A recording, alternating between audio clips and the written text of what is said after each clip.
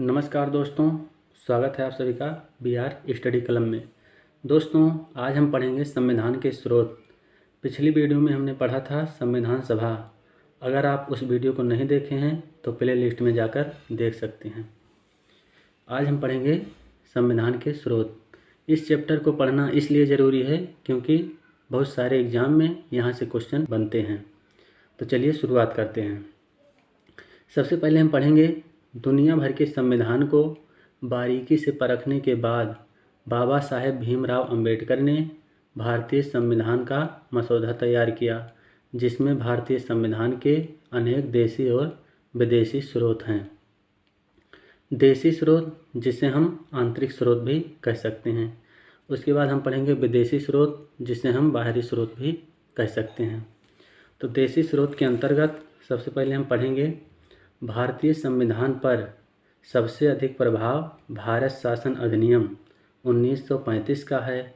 भारतीय संविधान के 395 अनुच्छेद में से लगभग 250 अनुच्छेद इसी में से लिए गए हैं।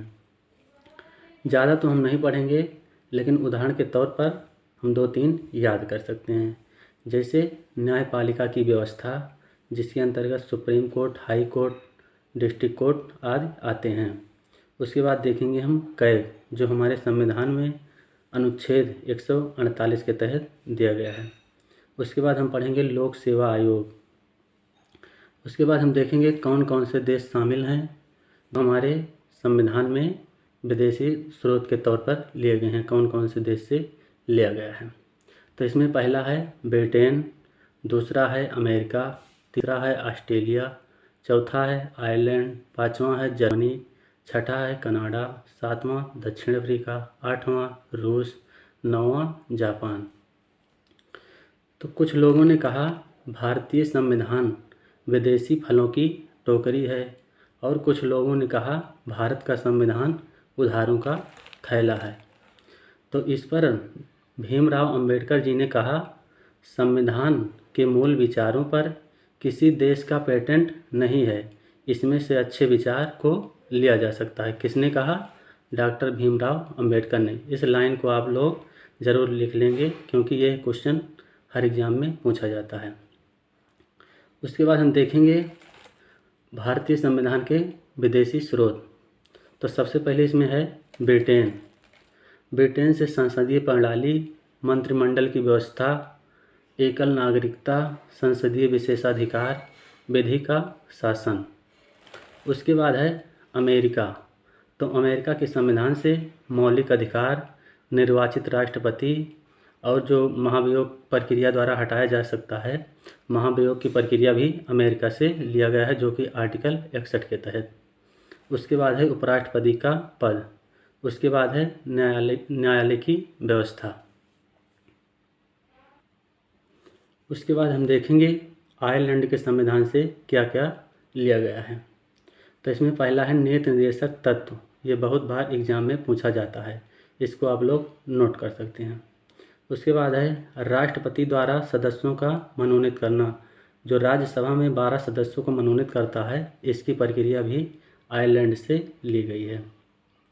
उसके बाद हम देखें जर्मनी से आपातकाल की व्यवस्था।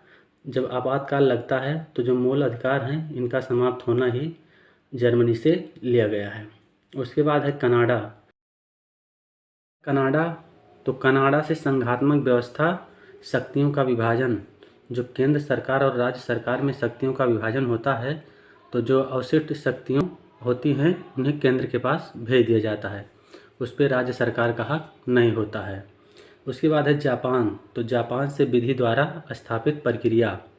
उसके बाद है दक्षिण अफ्रीका से संविधान संशोधन की प्रक्रिया ली गई है, जो कि हमारे संविधान में आर्टिकल 368 में है। उसके बाद है ऑस्ट्रेलिया। तो ऑस्ट्रेलिया से संयुक्त अधिवेशन, जो कि आर्टिकल 108 में है। उसके बाद है ऑस्ट्रेलिया में ही समवर्ती सूची का विभाजन। समवर्ती सूची क्या होती है, इसको हम देख लेते हैं। समवर्ती सूची में कुछ विषय लिखे हुए होते हैं जिन पर केंद्र और राज्य दोनों ही शासन बना सकते हैं, जैसे स्वास्थ्य और शिक्षा।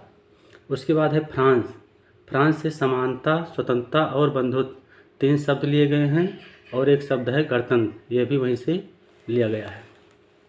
उसके बाद देखेंगे मौलिक कर्तव्य जो कि रूस से लिए गए हैं। मौलिक कर्तव्य को हम देख लेते हैं। सरदार स्वर्ण सिंह समिति की सिफारिश पर वर्ष 1976 में 42वें संविधान संशोधन द्वारा मौलिक कर्तव्य को संविधान में शामिल किया गया। उदाहरण के लिए एक दो हम देख सकते हैं और हम दूसरे चैप्टर में पढ़ेंगे इसको।